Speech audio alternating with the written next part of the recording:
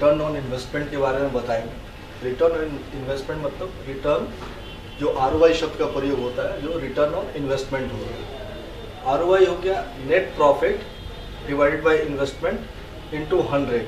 अगर yearly calculate करना है तो इंटू 12 कर देंगे, पूरे साल का ROI निकल के आ जाएगा। अब ये नेट प्रॉफिट क्या होता है? नेट प्रॉफिट हो गया आपका gross profit minus gross expense. Gross profit जितना आपको आया कंपनी की तरफ से, मार्केट से जो भी पैसा है वो, माइनस ग्रॉस एक्सपेंस, जितने भी आपके खर्चे हैं डिस्ट्रीब्यूशन चलाने के लिए, वो सारे खर्चे को आप माइनस कर लेंगे तो आपका नेट प्रॉफिट निकल के आ जाएगा। अब ग्रॉस एक्सपेंसेस हम लोग क्या लेते हैं इसके अंदर?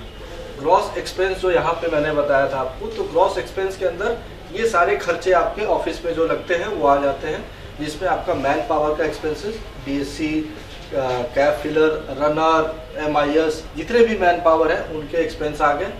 FRC एक्सपेंस, जो हम लोग जितने भी नंबर पे FRC डालते हैं वो डिस्ट्रीब्यूटर पॉइंट से ही डलता है, तो FRC एक्सपेंस हो गया। ऑफिस एक्सपेंसेस, जिसमें ऑफिस का रेंट हो गया, इलेक्ट्रिसिटी बिल हो गया, वो ऑफिस का एक्सपेंस हो गया। मिसलेनियस एक्सपेंसेस, जो और खर्चे होते हैं ऑफिस के अंदर, चाय का खर्चा हो गया, स्टेशनरी का खर्चा हो गया, पेन का खर्चा हो गया, A4 शीटर खर्चा हो गया, वो जितने सारे खर्चे होते हैं जो ऑफिस को चलाने के लिए हमको इस्तेमाल करना पड़ता है, उसको हम लोग मिसलेनियस में ले लेते हैं, वो आपका मिसलेनियस एक्सपेंसेस हो गया।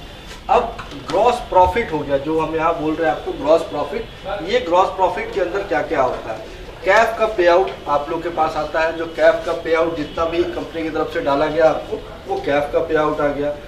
जो टारगेट स्कीम होता है, डिस्ट्रीब्यूटर स्कीम, वो आपको मिलता है, तो वो डिस्ट्रीब्यूटर स्कीम आपके प्रॉफिट में आ गया। DSC बोनंजा जो कंपनी की तरफ से आपको आता है उसके KPI पूरा करने पे, तो वो DSC बोनंजा आपके प्रॉफिट में आ गया।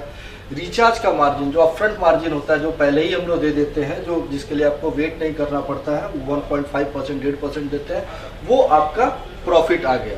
तो ये ग्रॉस प्रॉफिट में ये सारे प्रॉफिट्स आपके आ जाते हैं। अब इन्वेस्टमेंट जो हम यहाँ बोल रहे हैं कि आपका इन्वेस्टमेंट से हम लोग को उसको भाग देना होता है, तो इन्वेस्टमेंट के अंदर क्या क्या इन्वेस्टमेंट आता है? इन्वेस्टमेंट में आ गया जो सिक्योरिटी अमाउंट, जो आप डिस्ट्रीब्यूटर बनते समय में सिक्योरिटी देते हैं, उस अमाउंट को भी हम आपका इन्वेस्टमेंट ही मानते हैं। We top up plus paper coupon का जो स्टॉक होता है आपके पास, वो भी आपका इन्वेस्टमेंट होता है, उसको भी आपके इन्वेस्टमेंट पे लेते हैं। आपका मार्केट के अंदर जो क्रेडिट होता है, जो आपने मार्केट में उधार डाल रखा है, किसी रिटेलर का दुकान बंद है, पैसे नहीं आया है, या रात में आपने बैलेंस डाला है उसको, तो वो जितना भी पैसा मार्केट में उधार डाला रहता है, उस पैसे को भी आपका इन्वेस्टमेंट मान लेते हैं।